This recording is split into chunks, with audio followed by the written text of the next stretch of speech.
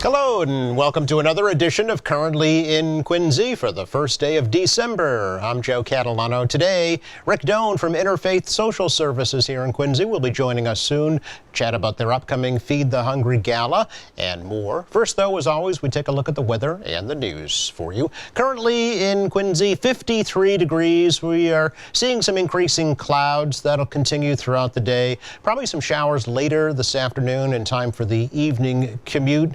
Lows tonight drop off into the lower 40s with off and on showers through the overnight hours. But I think tomorrow will be dry. There'll be a lot of clouds around.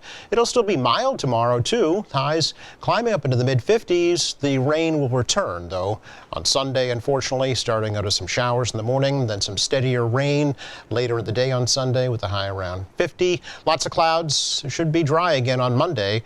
The high Monday in the mid-40s. Again, we have a little bit of hazy sunshine, 53 degrees in Quincy right now. Checking out news for you today, Father Bill's in Mainspring here in Quincy served up 1,700 meals this past Thanksgiving, with many of those being served for the first time in their new Yawkey Housing Resource Center here in Quincy. 120 volunteers helped to serve meals in person, both in Quincy and in Brockton. They also delivered more than 1,100 pre-packaged meals to individuals and families across the region. Donations to a special Thanksgiving fund allowed Father Bill's in Mainspring to meet this year's added costs. This year's pie donors included the Easton Knights of Columbus, the Boston Bruins Foundation, Table Talk Pies, and the third graders from the East Elementary School in Hingham. Now, that new Yawkey Housing Resource Center on Broad Street opened up earlier this month. It'll replace the former Father Bill's shelter right across the street. In addition to an emergency shelter, the Yawkey Center provides day services, medical services, recreational activities, plus 30 permanent housing units.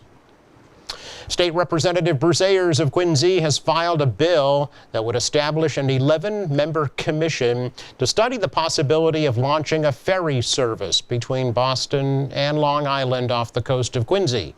The commission would consist of House and Senate members, gubernatorial appointees, and designees from the mayors of Boston and Quincy. Quincy Mayor Thomas Koch continues to support a ferry service rather than Boston's plans to rebuild the Long Island Bridge. I still don't understand, Joe. I just don't get it. $200 million bridge or more, $300 to $500 million to repair the buildings out there. And this was all in a story in the Globe. I'm not taking numbers out of the air here. So you're up to $500 million to $750 million. It seems to me, for $100 to $200 million, you could do one heck of a building, set up campus somewhere on the mainland without all of this trouble. Or you do the $300 million and spend $25 million instead of $200 million creating a ferry service. So it still logically doesn't make any sense to me. And the way things are going with the economy, and I know the city of Boston's got some challenges revenue-wise, I just can't understand the insistence and the stubbornness of this. And there's been no plan B, so it's interesting to me that there hasn't been some other things floated. But again, we don't own the island, but the access is through Quincy, and that's been the issue from day one. Mayor says Boston still has several approvals to obtain before they can rebuild the bridge, and he says Quincy will continue to oppose the bridge plans, citing concerns about traffic impacts in Squantum and North Quincy. Quincy Center's first ever outdoor ice skating rink opens today. The temporary rink is located at the site of the former Ross parking garage right next to the General's Bridge. The city hired Ice Rink Events, LLC, to build and operate this 120 by 60-foot fully refrigerated rink. Now, the public can skate for free from noon to 8 daily right through February, and there'll be free skate rentals. Skate times will be in 1-hour intervals to allow a Zamboni machine to clean the ice. The Quincy Recreation Department may also add some age-appropriate skating programs and determine whether or not reservations will be needed. The rink costs $200,000. It's being funded through the District Improvement Financing Program, which uses revenue created by new development in Quincy Center for Quincy Center. Well, the Quincy North Quincy Marching Band and Color Guard swept the awards at this year's 70th Annual Quincy Christmas Parade last Sunday. The group won Best Overall Music, Best Overall Color Guard, and Best Overall Band, with a best ever score of 94.2. It was the third year in a row that the group won Best Overall Band at the parade. Congratulations to them.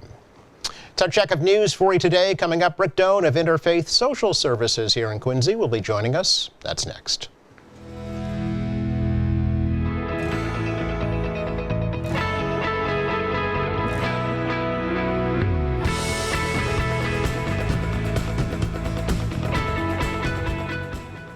Welcome back. A week from today is Interfaith Social Services of Quincy's annual Feed the Hungry Gala, arguably their biggest fundraiser of the year.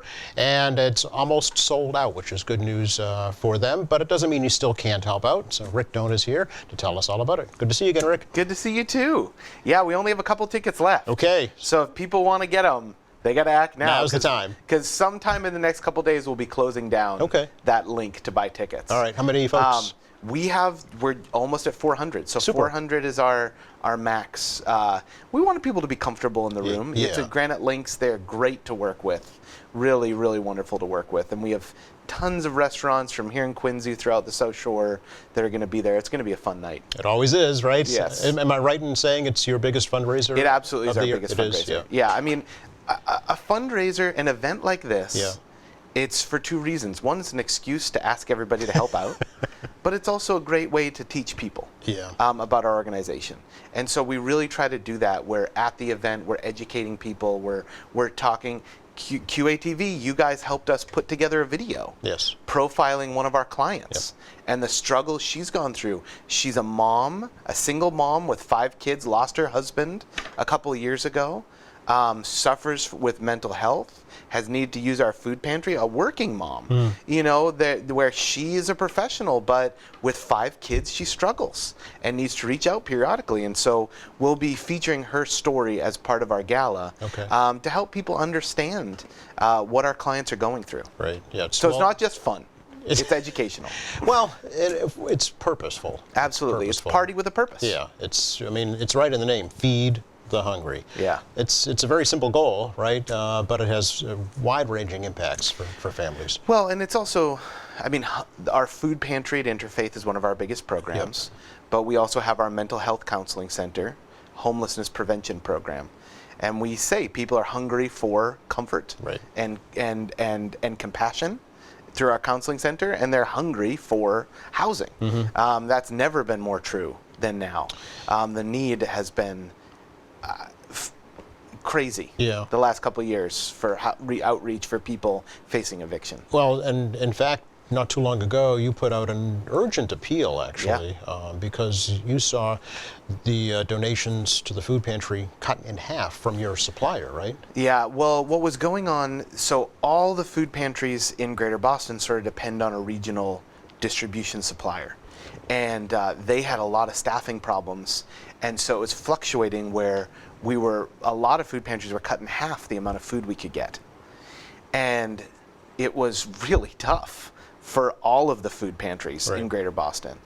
But at the same time that we were seeing that reduction in the amount of food we were getting, we also were seeing a significant increase in the number of clients that we serve. It was the perfect storm. It really was.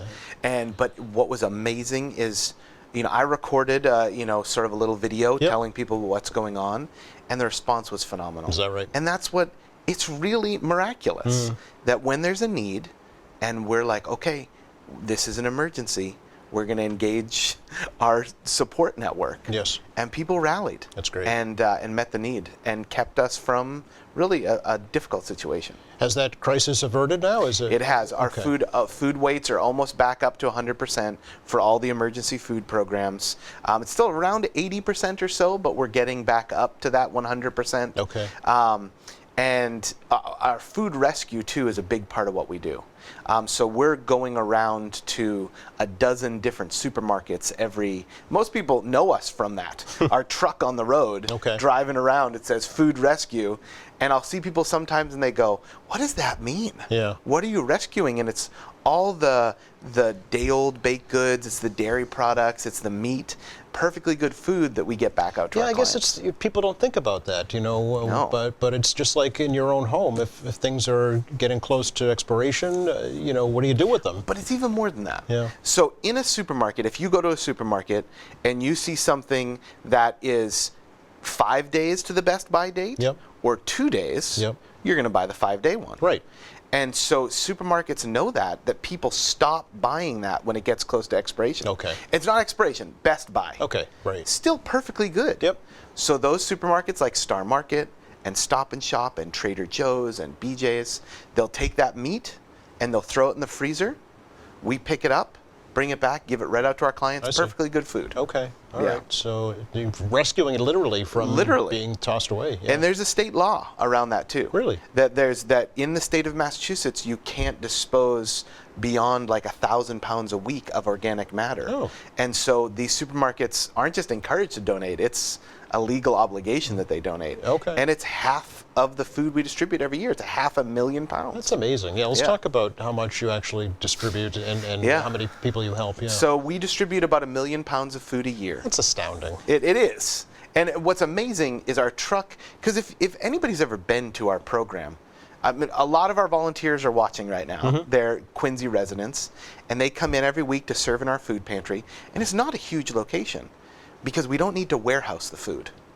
We're distributing it. Yeah. So as fast as it's coming in, we're getting it out to people, and then our truck is coming back, and we're unloading it, and we're getting it out to clients. The truck is loading up and coming back. It's on demand, literally on demand, yeah. It is, but it's the way the system needs to be. Right. As long as there's no disruptions like during the pandemic. Right, right. Beyond that, but the need has been beyond anything we've ever seen. Beyond, even during the pandemic? Oh, so many more households than during the pandemic. Really? And this is not just us. This is throughout the entire state of Massachusetts. Food pantries are seeing upwards of 25% more people compared to last year. And last year was already a record-setting year. So, and I'll give you an example. Go ahead, yeah. Our food pantry in 2015, on one day we served 85 households. Okay. That was our record. Okay, that was your record? It was our record. It's, what, 8 years ago? Yeah. Okay. And it was right before it was that really bad winter. Okay. And it was right in the midst of all of those storms, and 85 households. That stood until the week before Thanksgiving. Now, to put that in perspective, Interfaith is over 70 years old. That's right. Okay. But the week before Thanksgiving, one day we served 97 households, another day we served 85 households, another day 88 households. This Monday we served 90 households. Wow. So the need has grown in exponentially over these past few years.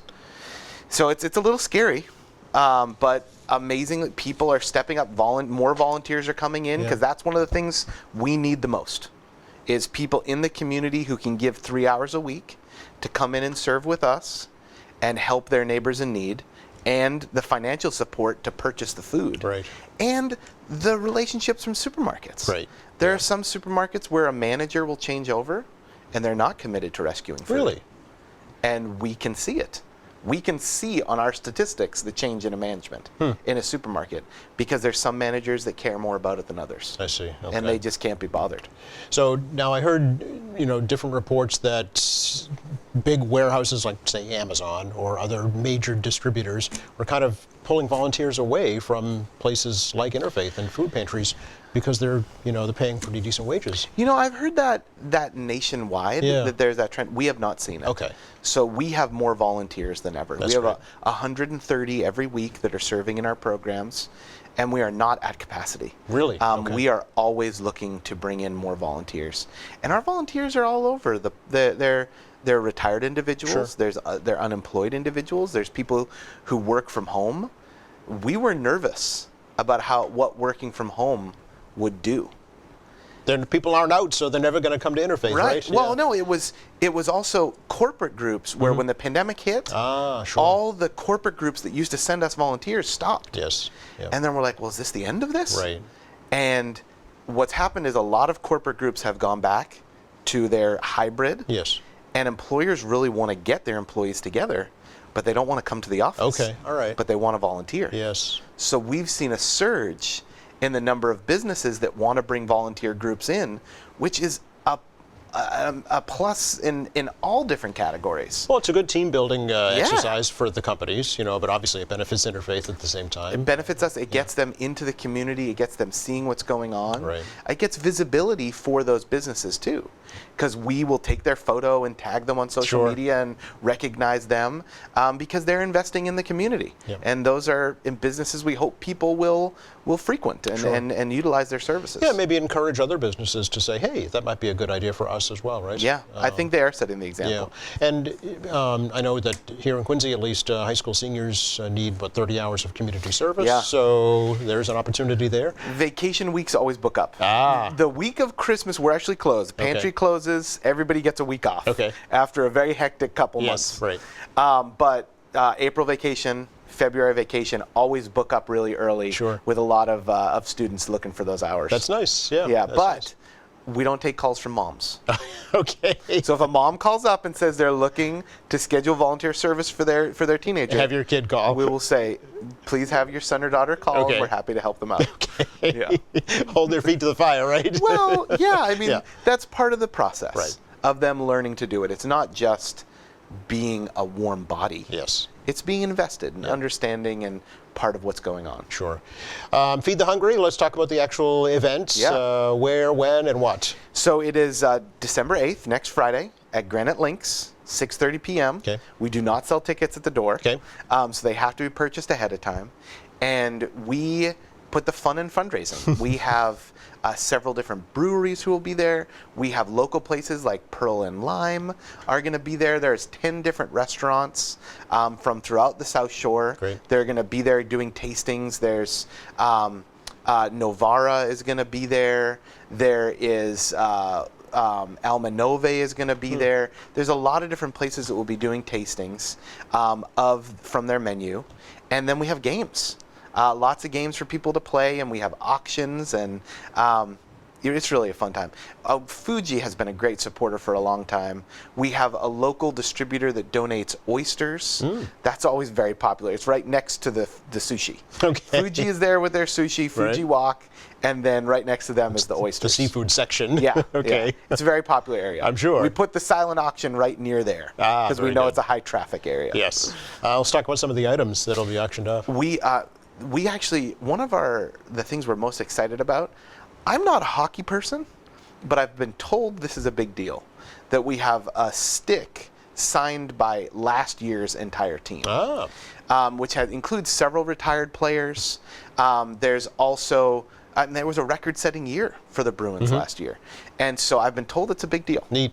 Okay. Again, a little bit lost on me. Right. If it was a Marvel or Star Wars thing, I could tell you all about it.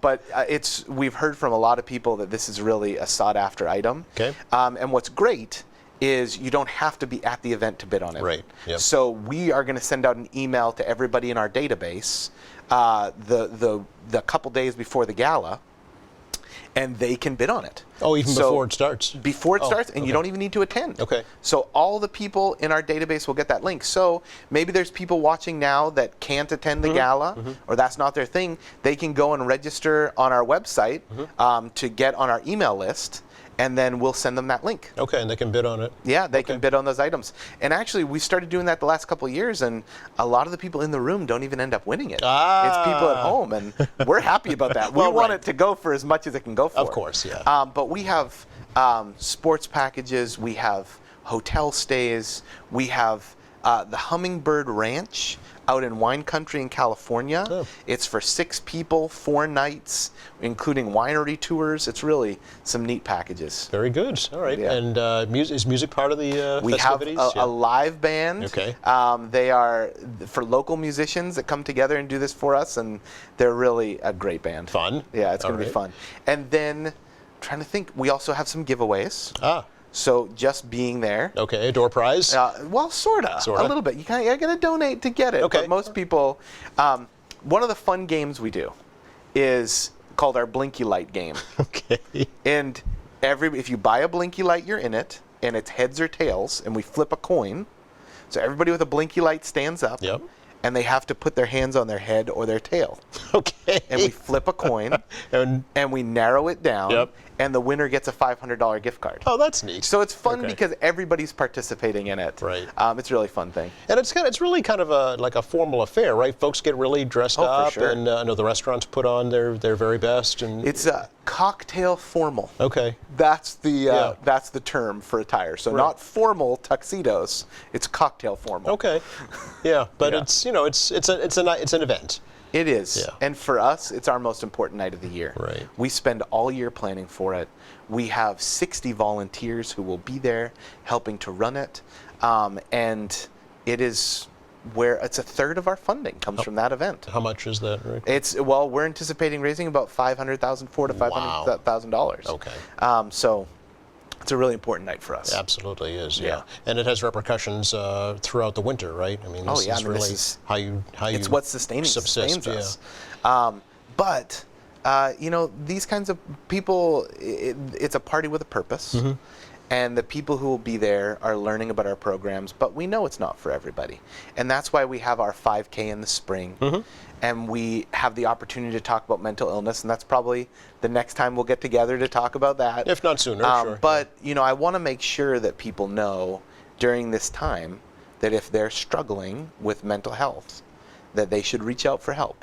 That there are many resources here in Quincy to help people who need help, and that they shouldn't suffer in silence, and that mental illness is not a character flaw.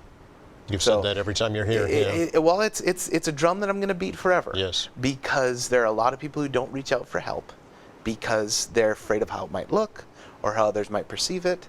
But especially this time of year, there's a lot of suffering. There's a lot of joy, but there's also a lot of sadness, and we want people to reach out for help. Okay. All right, they should do that. I know that you have the New Directions Counseling Center. We right do, at but Interfaith. here in Quincy, I mean, we have our counseling Yep. center, but there's Bay State, there's Aspire, there's Maria Drost. We're in a community with a wealth of resources. It's true.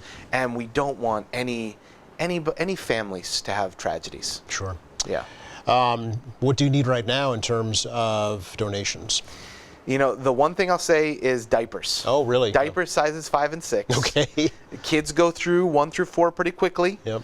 But they stay in 5 and 6 for a while. Okay. And then incontinence products. We serve a lot of seniors, and they need those incontinence products. Okay. And then pads and tampons for women. These are all items that are necessities Yeah.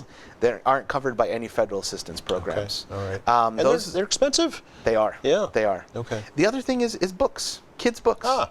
We encourage everybody's got them at home, or they pick them up, or they, bring them into us, and our food pantry gets those books out to the kids we serve in our food pantry. Okay. Last year we gave out 15,000 books. That's to the incredible. food pantry. Wow. Yeah. Excellent. Do you find folks that you have served in the past come back to volunteer, Rick? Sometimes. Yeah. And especially now, we're seeing people that haven't been to the pantry in 3, 4, 5 years coming back. Having to come back. And we see people who, they come when it's a crisis. Is it the cost of living that you're seeing? It's a lot of the reasons. most impactful? Yeah. It's cost of living, it's housing, Yep. it's inflation. There were federal programs that were cut back. There were Medicare that cut a lot of people back after they did recertifications.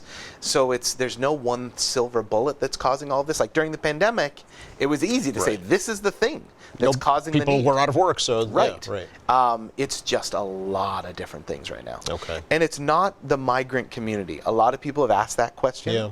We are not seeing that community come in. That's not the demand we're seeing. It's long-term residents of our region that need help. Okay, so it could be your neighbor. Absolutely. It is our neighbors. Sure. If you can't get tickets to Feed the Hungry, you can still donate, right? Absolutely. Yes. Donate. Come to our thrift shop. Our thrift shop is decked out with all the holiday stuff right now. Okay. We have great sales. Our thrift shop, after the gala, is one of our biggest fundraisers. Are you adorned in thrift Today, shop? my pants, Yes. my shirt, Yeah. my shoes. I love the Bureau Drawer thrift shop. Okay. I'm one of the best customers. But we really have great stuff that's donated by the community here in Quincy, coming in, we're selling it, and it's supporting the community here in Quincy. It's a perfect, circle of life. Yes, that's great. All over social media, I know you are, right? Everywhere. Yep. Instagram, Facebook, YouTube, you name it, we're there. Okay, and you have a special website just for the gala. We do. Yeah, we do. To highlight our sponsors, to let people know about the great businesses that are supporting us. Because like I said, we hope that people will support them. Right. Anything else you should let folks know about? Everybody who comes to the gala gets some Purefections goodies on the way out the door. Okay. Love Purefections. They're fantastic. Satisfy your sweet tooth. Absolutely. Thanks so much, Rick. Always good to talk to you. Great to talk to you, too. Happy holidays. Same to you, and I hope you have a fantastic turnout again this year. Us, too. Just enough time to check the forecast for you for the rest of the day. Today, the clouds will be on the increase. We'll see some showers around by this evening. Warm, though, with highs in the mid-50s this afternoon. Not too chilly tonight either. Lows in the lower 40s. Tomorrow is the better of the 2 weekend days, I believe. It'll be cloudy, but it'll be dry and mild. Mid-50s. Rain returns here on Sunday and clearing out again for Monday. Thanks again going out to Rick Doan from Interfaith Social Services for joining us today. Thank you. Thanks to our crew. Thank you for watching. Monday here in the show, the car doctor, John Paul from AAA Northeast, will be joining us. Meantime, check our website. It's qatv.org. You'll find all of our latest programs there, along with news and information, video on demand, live streaming, and much more. For all of us here at QATV, I'm Joe Catalano. Have a great weekend.